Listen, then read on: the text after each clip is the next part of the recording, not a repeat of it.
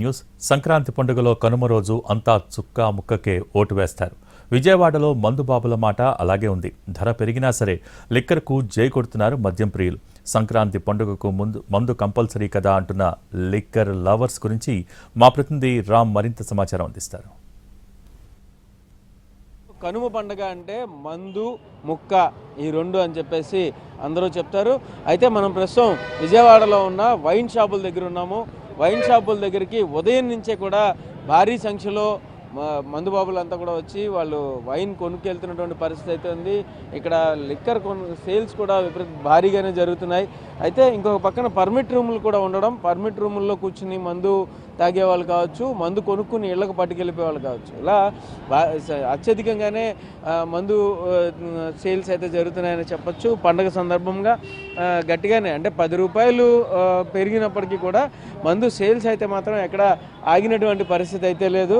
ఈ పండగ సేల్స్ కూడా గట్టిగానే జరుగుతున్నాయి అయితే చెప్పచ్చు మనం. ఏమండి, పండగ సందర్భంగా ఎలా ఉన్నాయి సేల్స్? బాగానే ఉన్నాయండి. 10 రూపాయలు పెరిగింది కదా, అయినా కూడా పర్లేదు, బాగానే ఉంది. 10 రూపాయలు అంటే ఎలా ఉంది ఇంతకు ముందుకి? అంటే ఇప్పుడు పండగ సందర్భంగాకి ఏమైనా మార్పు ఉందా? పెరిగాయి తేడా ఏమైనా? అటు ఇటుగా కొంచెం తగ్గినాయి. రెగ్యులర్గా కొనే రేటు కంటే 10 రూపాయలు పెరిగింది. మాకు ఇన్ఫర్మేషన్ మాకు చేయాలి కదా, మరి బోర్డు అని పెట్టాలి కదా. మా ధర 100 ఉంది, దాన్ని అన్స్పిట్గా దాన్ని పెంచడం అది కరెక్ట్ కాదు కదా. మాకు ఇన్ఫార్మ్ చేయాలి కదా.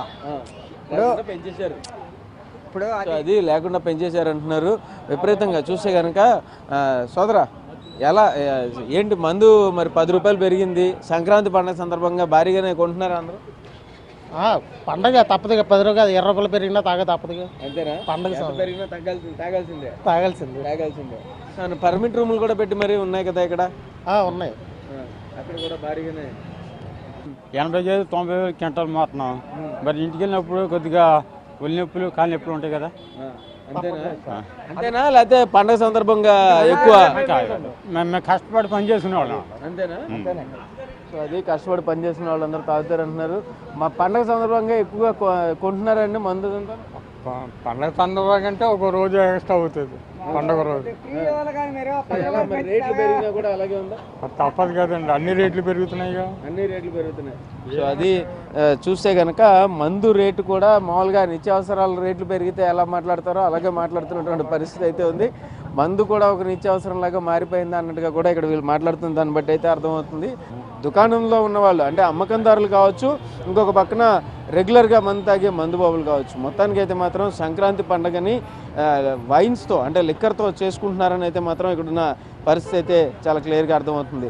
Camera person RK.